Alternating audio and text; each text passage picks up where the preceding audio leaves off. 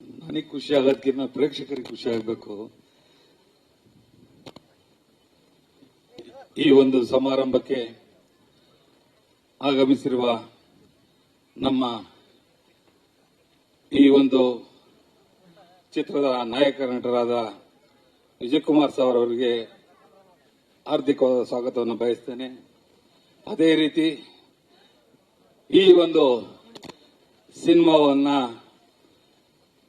ಗೆಲ್ಲಿಸಲೇಬೇಕು ಅಂತ ಅವರ ಬೆನ್ನೆಲುಬಾಗಿ ಬಂದಿರುವಂತಹ ದಂಪತಿಗಳು, ನಮ್ಮ ಈ ಒಂದು ಕನ್ನಡ ಸಿನಿಮಾ ರಂಗದ ಲವ್ಲಿ ಸ್ಟಾರ್ ಪ್ರೇಮ್ ಹಾಗೂ ದಂಪತಿಯವರಿಗೂ ಸಹ ಸ್ವಾಗತವನ್ನು ಬಯಸ್ತೇನೆ. ಅದೇ ರೀತಿ ನಮ್ಮ ಸತೀಶ್ ನೀನಾಸಂನವರು ಯಾವ ರೀತಿ ಅವರು ಕಷ್ಟ ಬಿಟ್ಟು ಮುಂದಕ್ಕೆ ಬಂದರು ತಮಗೆಲ್ಲರಿಗೂ ಗೊತ್ತಿದೆ. ಅವ್ರದ್ದು ಮುಂದಿನ ದಿನಗಳಲ್ಲಿ ಮತ್ತೊಂದು ಅಯ್ಯಗೆ 2 ಅಂತ ಸಿನಿಮಾ ಬರ್ತದೆ. ಅವ್ರಿಗೂ ಸಹ ಈ ಒಂದು ಸಂಸ್ಥೆಯ ಪರವಾಗಿ ಸ್ವಾಗತವನ್ನು ಬಯಸ್ತೇನೆ. ಹಾಗೂ ಎಲ್ಲ ನಮ್ಮ ಚಿತ್ರದ ಟೆಕ್ನಿಷಿಯನ್ಸ್, ಡೈಲಾಗ್ ರೈಟ್ಸ್, ಎಲ್ಲ ನಮ್ಮ ತಂತ್ರಜ್ಞರು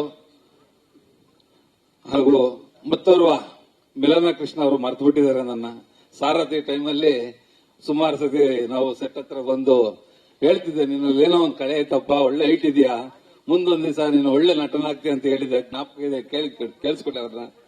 ಪಾಪ ಅವರು ಸಹ ಈ ಒಂದು ಇದಕ್ಕೆ ಬಂದಿದ್ದಾರೆ. ಅವರ ದಂಪತಿಗಳು ಸಹ ನಾನು ತುಂಬ ಹೃದಯದ ಸ್ವಾಗತವನ್ನು ಬಯಸ್ತೇನೆ. ಇನ್ನು ಆನಂದಾಡಿ ಅವರು, ನಮ್ದು ಅವ್ರದ್ದು 14-15 ವರ್ಷದ ನಂಟು. ಇವತ್ತು ನಾವೊಂದು ಸಿನಿಮಾ ಮಾಡ್ತೀವಿ ಅಂತ ಹೇಳಿದಾಗ ಸೆಟ್ ಹತ್ರನೇ ಬಂದು ನಾನು ಹೇಳಿದೆ, ಇಲ್ಲ ಸರ್, ಯಾವುದೇ ಕಾರಣಕ್ಕೂ ನಾವು ಬೇರೆ ಎಷ್ಟೇ 50 ಲಕ್ಷ ಆಫರ್ ಜಾಸ್ತಿ ಕೊಟ್ಟರು ಬೇಕಾದ್ರೆ ಅವ್ರನ್ನ ಕೇಳಿ, ಆದ್ರೂ ನಾವು ಆನಂದ ಆಡಿಯೋ ಬಿಟ್ಟು ಬೇರೆಯವರಿಗೆ ಇದ್ ಮಾಡಲ್ಲ ಅಂತ ಹೇಳಿ ನಮ್ಮ ಅವರ ಬಾಂಧವ್ಯ ಆಗಿದೆ. ಆದ್ರೆ ಮಾತಿಗೆ ತಪ್ಪದಂಗೆ ಕೇಳಿ ಅವ್ರಿಗೆ ಕೊಟ್ಟಿದ್ವಿ. ಇವತ್ತು ಅವರು ಬಂದಿದ್ದಾರೆ. ತುಂಬ ಹೃದಯದ ಸ್ವಾಗತವನ್ನು ಬಯಸ್ತೇನೆ. ಮತ್ತೆ ಅಜನೀಶ್ ಅವರು, ತಮಗೆಲ್ಲರಿಗೂ ಗೊತ್ತು, ಈಗಾಗಲೇ ಕಾಂತಾರದಿಂದ ಪ್ಯಾನ್ ವರ್ಲ್ಡ್ ಮ್ಯೂಸಿಕ್ ಡೈರೆಕ್ಟರ್ ಆದಂತವ್ರು.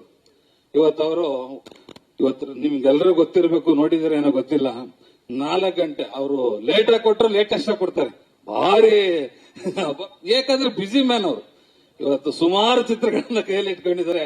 ರಾತ್ರಿ 4 ಗಂಟೆಗೆ ಹೋಗಿ ನಮ್ಮ ಡೈರೆಕ್ಟರ್ ನಿದ್ದೆ ಮಾಡಿಲ್ಲ. ನಿಜವಾಗ್ಲು ಸರ್, ಸ್ನಾನ ಮಾಡಿದ 10 ಗಂಟೆ ಬೆಳಿಗ್ಗೆ. ಯಾಕೆ ಸರ್ ಅಂದ್ರೆ, ಏನ್ ಮಾಡ ಸರ್, 4 ವಾರ ಆಯ್ತು ವಿಜಯ್ ಸರ್ನ ಆಮೇಲೆ ಅನನ್ಯ ಭಟ್ ಅವ್ರನ್ನ ಕರ್ಕೊಂಡೋಗಿ ಮ್ಯೂಸಿಕ್ ಕಂಪೋಸ್ ಮಾಡಿಸ್ಬೇಕ, ಬನ್ನಿ ಸರ್ ಅಂತ ಹೇಳಿದ್ರು. ತಿಂಡಿ ತಿಂದ್ರ ಅಂದ್ರೆ ಇಲ್ಲ ಸರ್ ಅಂದ್ರು. ಬರ್ಗರ್ ತರಿಸ್ಬಿಟ್ಟು ಅವಾಗ ಬ್ರೆಡ್ ನನಗೂ ಕೊಟ್ರು, ಅವರು ತಿಂದ್ರು. ಆತರ ನಮ್ಮ ಮ್ಯೂಸಿಕ್ ರಜನೀಶ್ ಸರ್ ಅವರು ನಮಗೆ ಸಿಕ್ಕಿದ್ ನಮ್ಮ ಪುಣ್ಯ.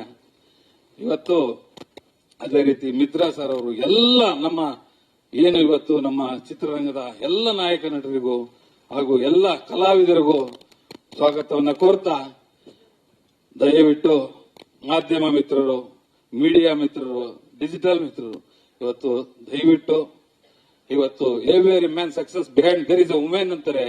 ಅದೇ ರೀತಿ ಈ ಒಂದು ಲ್ಯಾಂಡ್ ಸಿನಿಮಾ ಗೆಲ್ಸೋದಕ್ಕೆ ಎಲ್ಲ ನಮ್ಮ ಮಾಧ್ಯಮ, ಪತ್ರಿಕಾ, ಡಿಜಿಟಲ್ ಮಾಧ್ಯಮದವರು ದಯವಿಟ್ಟು ತಮ್ಗೆ ಯಾರು 6:30 ಅಂತ ಹೇಳಿ ಸ್ವಲ್ಪ ಲೇಟ್ ಮಾಡಿದ್ವಿ, ತಮ್ಮಲ್ಲಿ ಕ್ಷಮೆ ಇರಲಿ. ತಮಗೆಲ್ಲರಿಗೂ ತುಂಬ ಹೃದಯದ ಸ್ವಾಗತವನ್ನ ಬಯಸ್ತೇನೆ. ಅದೇ ರೀತಿ ಈ ಒಂದು ಸಿನಿಮಾಕ್ಕೆ ಬೆನ್ನೆಲುಬಾಗಿ ನಿಂತ, ಇವತ್ತು ಹೇಳ್ತಾರೆ ಕಾಣದ ಕೈಗಳು ಎಷ್ಟಿರ್ತವೆ, ಏನೋ ಒಂದು ಮಾಡಕ್ ಹೊರಟಾಗ ನಾವೊಬ್ಬರು ನೋಡ್ತೀವಿ, ನಮ್ಮೊಬ್ಬರು ನೋಡ್ತಾರೆ, ನಮ್ಮಿಂದೆ ಬೇರೆ ರೀತಿ ಪ್ರೋತ್ಸಾಹ ಮಾಡಿದಂತವ್ರು, ನಮಗೆ ಬೆನ್ನೆಲುಬಾಗಿ ನಿಂತಂತವ್ರು. ಒಬ್ಬ ನಿರ್ಮಾಪಕ ಒಂದು ಸಿನಿಮಾ ಮಾಡಬೇಕಾದ್ರೆ ಇವತ್ತಿನ ಕಾಲದಲ್ಲಿ ಬಹಳ ಕಷ್ಟ. ಇವತ್ತು ಯಾಕಂದ್ರೆ ನಮ್ಮ ಮೀಡಿಯಾದವರು ಆಗ್ಲಿ ಯಾರೇ ಆಗಿರ್ಲಿ, ನಿರ್ಮಾಪಕ ಬಂಡವಾಳ ಹಾಕಿರ್ತಾನೆ.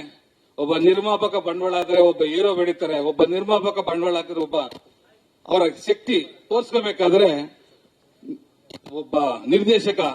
ಅದೇ ರೀತಿ ಎಲ್ಲರೂ ಅಷ್ಟೇ, ಒಂದು ಅವಕಾಶ ಸಿಗಬೇಕಾದ್ರೆ ಒಬ್ಬ ನಿರ್ಮಾಪಕ ಬೇಕೇ ಬೇಕು.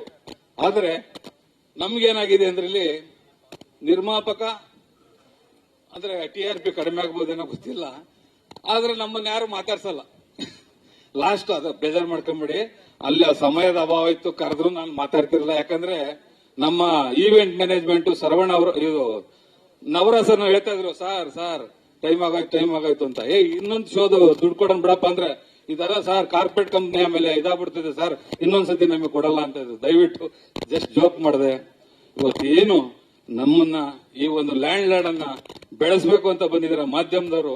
ನಿಜವಾಗ್ಲೂ ನಾನು ಇವತ್ತು ತುಂಬ ಹೃದಯದ ತಮಗೆಲ್ಲರಿಗೂ ಮತ್ತೊಮ್ಮೆ ಸ್ವಾಗತವನ್ನು ಬಯಸ್ತಾ, ಇವತ್ತು ಇಡೀ ಏನು ನಮ್ಮ ಚಿತ್ರತಂಡಕ್ಕೆ ಇವತ್ತು ಈ ಒಂದು ಆಡಿಯೋ ರಿಲೀಸ್ ಬಂದಂತ ಎಲ್ಲರಿಗೂ ಸಹ ಮತ್ತೊಮ್ಮೆ ನಾನು ಸ್ವಾಗತವನ್ನು ಕೋರ್ತಾ, ಈ ಒಂದು ಸಂದರ್ಭದಲ್ಲಿ ಈ ಒಂದು ಸಿನಿಮಾ ಆಗ ಕಾರಣ ಯಾಕಂದ್ರೆ 14 ವರ್ಷಗಳ ಹಿಂದೆ ನಾನು ಸಾರಥಿ ಮಾಡಿದ್ದು. ಯಾಕಂದ್ರೆ ನಾನು ಒಂದು ಸತಿ ಆಕಸ್ಮಿಕವಾಗಿ ಸಿನಿಮಾಗೆ ಬಂದೆ, ಮತ್ತೇನಾದ್ರೂ ಎಲ್ಲಿ ಎಡಬಿಡ್ತೀನೋ ಅಂತ ಹೇಳಿ ಸಿನಿಮಾ ಬೇಡಪ್ಪ ಅಂತ ಹೇಳಿದೆ. ಆ ಒಂದು ಸಂದರ್ಭದಲ್ಲಿ ಜಡೇಶ್ ಅವರು ನಮ್ಮ ಮನೆಗೆ ಬಂದು ಕತೆ ಹೇಳಿದಂತ ಸಂದರ್ಭದಲ್ಲಿ ನಿಜವಾಗ್ಲೂ ಹೇಳ್ತೀನಿ, ನಾವು ಪ್ರಿಪೇರ್ ಆಗಿರ್ಲಿಲ್ಲ. ಅವರು ಬಂದು ಹೇಳಿದ್ರು. ಇವಾಗ ಯಾಕಂದ್ರೆ ನಾನು ಮೊನ್ನೆ ಒಂದು ಮಾತಂದ್ರು, ಸರ್ ಈ ಒಂದು ಸಿನಿಮಾ ಸೋಲು ಗೆಲುವು ಏನೇ ಆದ್ರೂ ನಾನೇ ವಹಿಸ್ಕೊಂತೀನಿ. ಕಾರಣ ಏನಂದ್ರೆ ನಿರ್ಮಾಪಕರು ನೀವೇನ್ ಮಾಡ್ತೀರಾ ಅಂತ ಕೇಳಿಲ್ಲ, ನಾನು ಏನ್ ಕೇಳ್ತೀನಿ ಎಲ್ಲ ಕೊಟ್ರು ಅಂತ ಹೇಳಿದ್ರು. ಆದ್ರೆ ಅದಕ್ಕಿಂತ ಮುಂಚೆ ಒಂದು ಮಾತಾಡಕ್ಕೆ ಇಷ್ಟಪಡ್ತೀನಿ. ಈ ಒಂದು ಸಿನಿಮಾ ಶುರು ಮಾಡಬೇಕಾದ್ರೆ ನನ್ನ ಒಬ್ಬ ಮಿತ್ರ ನನ್ನ ಹತ್ರ ನಿಜವಾಗ್ಲೂ ನಾನು ರೆಡಿನೂ ಆಗಿರಲಿಲ್ಲ, ಏನೂ ಇರಲಿಲ್ಲ. ಅವತ್ತು ಗಿರೀಶ್, ಇವತ್ತು ಅವರು ನನ್ನ ಆತ್ಮೀಯ ಮಿತ್ರ ಸಹೋದರ. ಅಣ್ಣಾಜಿ, ಗಿರಿ ಅಂದ್ರೆ ಬೆಟ್ಟ, ನಾನು ಯಾವತ್ತು ನಿನ್ನಿಂದ ಬೆಟ್ಟದಾಗಿರ್ತೀನಿ ಮಾಡೋಣ ಅಂತ ಹೇಳಿ ನನಗೆ ಸಹಾಯ ಮಾಡಿದ್ರು.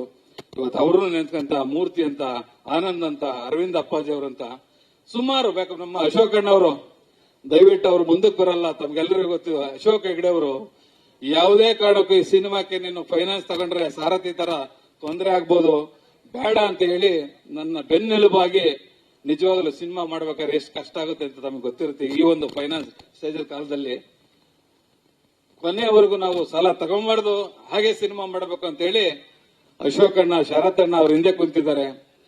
ಅವರು ನಂಗೆ ಕರೆದ್ರೂ ಮುಂದಕ್ಕೆ ಬರ್ತಾ ಇಲ್ಲ. ಇವತ್ತು ಆ ತರ ಕಾಣದ ಕೈಗಳಿರ್ತವೆ. ಆದ್ರೆ ಅದೇ ರೀತಿ ನಮ್ಮ ಸುಪ್ರೀತ್ ಅವರು, ನಾನು ಹೇಳಿದೆ ಸರ್ ಏನಾದ್ರೂ, ನಾನು ಫಸ್ಟ್ ಹೋಗಿ ಕೇಳಿದಾಗ ಫೈನಾನ್ಸ್ ರಿಜೆಕ್ಟ್ ಆಗಿತ್ತು. 2ನೇ ಸತಿ ಅವರಾಗ ಅವರೇನೆ ಎಲ್ಲ ಒಂದ್ ಕಡೆ ಹೇಳಿದಾಗ, ಏನ್ ಸರ್ ಏನೋ ಬೇಕಿದ್ಯಾ ಅಂತ. ಇಲ್ಲ ಸರ್ ನಾನು ಸಾಲ ತಗೊಂಡ್ರೆ ಏನಾಗುತ್ತೆ, ಡಿಸ್ಟ್ರಿಬ್ಯೂಷನ್ ಕೊಡ್ಬೇಕಾಗತ್ತೆ, ಇನ್ನೊಂದು ಕೊಡ್ಬೇಕಾಗತ್ತೆ, ದಯವಿಟ್ಟು. ಹೌದಾ, ಫೈನಾನ್ಸು ಒಂದೇ ನಿಮಿಷ ಸರ್, ಅದೊಂದು ಮಾನಿಟರ್ ಚೆಕ್ ಮಾಡ್ತಾರೆ. ಸೊ ಸಾರಿ.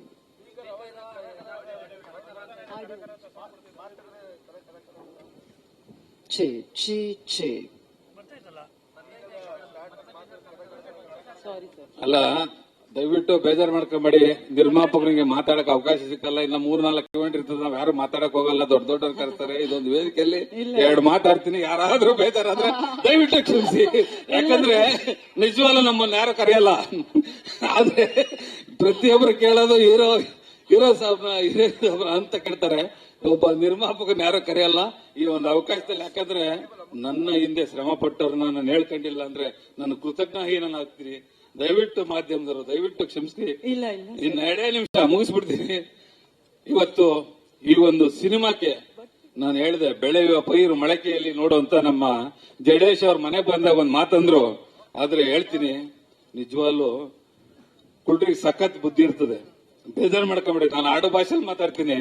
ಆತ ಬಂದು ಕೇಳ್ಕೊಂಡ, ಸರ್ ಒಂದು ಒಳ್ಳೆ ಕತೆ ಇದೆ ಸರ್. ಏನಪ್ಪಾ ಅಂತ, 4-5 ಕಡೆ 10 ಕಡೆ ಹೋಗಿದ್ದೀನಿ ಸರ್, ಬಡ್ಜೆಟ್ ಜಾಸ್ತಿ ಆಗುತ್ತೆ, ಹಾಗೆ ಹೀಗೆ ಮಾಡೋಣ ಅಂತ ಹೇಳ್ತಾರೆ ಸರ್ ಅಂತ.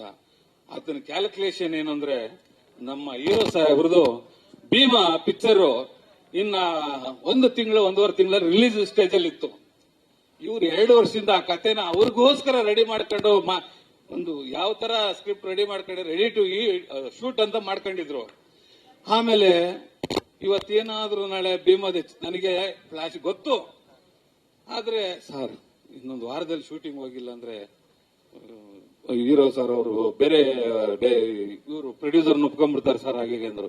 ನಾನು ಹೇಳ್ದೆ ಆತರ ಇದ್ರೆ ಏನು ಮಾಡಕ್ಕಾಗಲ್ಲ, ಜಡೇಶ್ ಸ್ವಲ್ಪ ಯೋಚನೆ ಮಾಡೋಣ ಅಂತ ಹೇಳಿದ್ರೆ. ಆಮೇಲೆ ಏನ್ ಸರ್ ನೀವು ನಿಮ್ ಮಗನಿಗೆ ಸಿನಿಮಾ ಮಾಡ್ತೀನಿ ಅಂತ ಹೇಳಿದ್ರಿ, ನಾನು ನಿನ್ ಮಗ ಅಂತ ತಿಳ್ಕೊಳ್ಳಿ ಸರ್, ಮಾಡಿ ಸರ್. ಆಮೇಲೆ ಒಂದಾರ ಬಿಟ್ಕೊಂಡು ಎಷ್ಟು ಬುದ್ಧಿವಂತ ಅಂದ್ರೆ ದೇವರಣ್ಣ ಸುಳ್ಳಲ್ಲ. ಆತನ ಕ್ಯಾಲ್ಕುಲೇಷನ್ ಇವತ್ತು ಆ ಒಂದು ಶ್ರಮ ನಮ್ಮ ಸ್ವಾಮಿ ಗೌಡಂದು, ಜಡೇಶ್ ಅವರದು, ಇಡೀ ತಂಡದ್ದು ಸರ್. ರಾತ್ರಿ 2 ಗಂಟೆವರೆಗೂ ಶೂಟಿಂಗ್ ಮಾಡಿದ್ರೆ ತಿರುಗ ಬೆಳಿಗ್ಗೆ 6 ಗಂಟೆ ಕಾಲ್ ಶೀಟು. ಅವ್ರ ಬಿಲಿ 90 ದಿವಸ ಶೂಟ್ ನಡೆದಿದೆ, 60 ದಿವಸ ಡೇ ಅಂಡ್ ನೈಟ್ ಶೂಟಿಂಗ್ ನಡೆದಿದೆ ಸರ್. ಇದು ಬೆಳಿಗ್ಗೆ 6ರಿಂದ ರಾತ್ರಿ 2 ಗಂಟೆವರೆಗೂ ನಮ್ಮ ಹೀರೋ ಸರ್ ಸ್ಪಂದಿಸ್ತಿದ್ದಂತ ರೀತಿ ಎಲ್ಲರೂ ಹೇಳ್ತಾ ಇದ್ರು. ರಚಿತಾ ಮೇಡಮ್ ಅವರು ಬರ್ಬೇಕಾದ್ರೆ ನಿಜವಾಗ್ಲೂ ಮೇಡಮ್ ಇವತ್ತು 8:15 ಬರ್ತಾ ಇದ್ರು. ಅವ್ರಿಗೂ ನಾನು ಸಹ ಈ ಸಮಯದಲ್ಲಿ ಋಣಿಯಾಗಿರ್ತೀನಿ. ಯಾಕಂದ್ರೆ ಆತನಿಗೆ ಗೊತ್ತಿತ್ತು ಈ ಒಂದು ಸಿನಿಮಾ ನನ್ಗೆ ಗೆಲ್ಸಿರೆ ನಿರ್ಮಾಪಕ ಉಳಿತಾನೆ, ನನ್ನ ಹೆಸರು ಎಲ್ಲ ಹೋಗುತ್ತೆ. ಒಬ್ಬ ಇಡೀ ಒಂದು ಚಿತ್ರತಂಡ ಯಾವ ರೀತಿ ಕೆಲಸ ಮಾಡ್ತಾರೆ ಇದನ್ನ ನಾನು ಈ ಸಂದರ್ಭದಲ್ಲಿ ನಾನು ನೆಕ್ಸ್ಟ್ ಸಮಯ ಸಿಕ್ಕಲ್ಲ, ನಾನು ಮಾತಾಡಕ್ ಹೋಗಲ್ಲ, ಪ್ರೊಡ್ಯೂಸರ್ ಮಾತಾಡ್ತಾರೆ. ಇವತ್ತು ಈ ಒಂದು ಸಿನಿಮಾ ನಾನು ಮಾಡಬೇಕಾದ್ರೆ ಪ್ರೊಡ್ಯೂಸರ್ ಆಗಿ ಮಾಡಿಲ್ಲ, ಮ್ಯಾನೇಜರ್ ಆಗಿ ಮಾಡಿದೀನಿ. ಇವತ್ತು ಆ ಒಂದು ವರ್ಕ್ಸ್ಮ್ಯಾನ್ಶಿಪ್ ಅವ್ರದ್ದು ಏನು ಅಂತ ಅದೇ ರೀತಿ ನಮ್ಮ ಫೈಟ್ ಮಾರ್ಕ್ಸ್ ಹೇಳ್ತಾರೆ ಆಂಧ್ರದಲ್ಲಿ 2-3 ಸ್ಪೀಚ್ ಅಲ್ಲಿ, ವಾಟ್ ಏನ್ ಸರ್ ಪರ್ಫಾರ್ಮೆನ್ಸ್ ಯುವರ್ ಹೀರೋ, ಎಂತ ಒಂದು ಡೂಪ್ ಹಾಕ್ಸಿಲ್ಲ, ಏನು ಹಾಕ್ಸಿಲ್ಲ ಮನುಷ್ಯ. ಇಲ್ಲ ಸರ್ ನಾನೇ ಮಾಡ್ತೀನಿ, ಒಂದ್ಸತಿ ಇಲ್ದ್ರೆ 2 ಸತಿ ಆಗ್ಲಿ ಅಂತ ಹೇಳಿ ಮಾಡಿರೋಂತ ಹಲವಾರು ಇದರಲ್ಲಿ ಹೇಳಿದ್ದಾರೆ. ಇನ್ನು ನಾನು ಜಾಸ್ತಿ ಹೇಳಕ್ ಹೋಗಲ್ಲ. ದಯವಿಟ್ಟು ಏನಾದ್ರೂ ಲೇಟ್ ಆಗಿತ್ತು ಕ್ಷಮಿಸಿ. ಇದು ನಂದು ಕೊನೆ ಅವಕಾಶ. ಯಾಕಂದ್ರೆ ನೆನಿಬೇಕು, ಹಿಂದೆ ನಮ್ಗೆ ಯಾರು ಸಹಾಯ ಮಾಡಿದವ್ರು ನೆನಿಲಿಲ್ಲ ಅಂದ್ರೆ ಇದಾಗುತ್ತೆ ಅಂತ ಹೇಳಿ ಮಾತಾಡಿದೆ. ಇವತ್ತು ಈ ಒಂದು ಚಿತ್ರದಿಂದ ಇಡೀ ನಮ್ಮ ಪ್ರತಿಯೊಬ್ಬ ಆರ್ಟಿಸ್ಟ್ಗೂ ಸಹ ನಾನು ಮನಸ್ಪೂರ್ವಕ ಹೇಳ್ತಾ ಇದ್ದೀನಿ, ಅವಾರ್ಡ್ ಮೇಲೆ ಅವಾರ್ಡ್ ಬರುತ್ತೆ ಸರ್. ಹಿಂದೆ ಸಾರಥಿ ನಾನು ಆಕಸ್ಮಿಕವಾಗಿ ನನಗೆ ಸಿನಿಮಾ ಗೊತ್ತಿಲ್ದಂಗೆ ಬಂದು ಸಿನಿಮಾ ಮಾಡಿದಾಗ ನಮ್ಗೆ 5 ಅವಾರ್ಡ್ ಬಂತು. ಇದ್ರಲ್ಲಿ ಒಬ್ಬ ಆರ್ಟ್ ಡೈರೆಕ್ಟರ್ ಇರ್ಬೋದು, ಹೀರೋ ಸರ್ ಇರ್ಬೋದು, ಹೀರೋಯಿನ್ ಸರ್ ಇರ್ಬೋದು, ಹೀರೋ ಮೇಡಮ್ ಇರ್ಬೋದು, ಪ್ರತಿಯೊಬ್ಬರಿಗೂ ಸಹ ಒಂದು ರಾಜ್ಯ ಪ್ರಶಸ್ತಿ ಬಂದೇ ಬರ್ತದೆ. ಈ ಸಿನಿಮಾಕ್ಕೆ ತುಂಬಾ ಎತ್ತರಕ್ಕೆ ಹೋಗುತ್ತೆ ಅಂತ ಹೇಳಿ ನಾನು ಹೇಳ್ತಾ, ತಮ್ಗೆಲ್ರಿಗೂ ಏನಾದ್ರೂ ಬೇಸರ ಆಗಿದ್ರೆ ದಯವಿಟ್ಟು ಕ್ಷಮಿಸಿ ಅಂತ ನನ್ನ ಮಾತನ್ನ ಮುಗಿಸ್ತೀನಿ. ಜೈ ಹಿಂದ್, ಜೈ ಕರ್ನಾಟಕ ಸರ್. ಇದೀಗ ತಡವಾಗಿ ಬಂದ ಆತ್ಮೀಯರು, ಖ್ಯಾತ ನಿರ್ದೇಶಕರು, ನಿರ್ಮಾಪಕರು, ಆಕ್ಟರ್ ಅಂತ ಹೇಳಿ ತರುಣ್ ಸುಧೀರ್ ಅವ್ರ ದಂಪತಿಗಳು ಸಹ ನಮ್ಮ ಚಿತ್ರದ ಪರವಾಗಿ ಸ್ವಾಗತವನ್ನ ಕೋರ್ತಾ ನನ್ನ ಮಾತನ್ನ ಮುಗಿಸ್ತೀನಿ.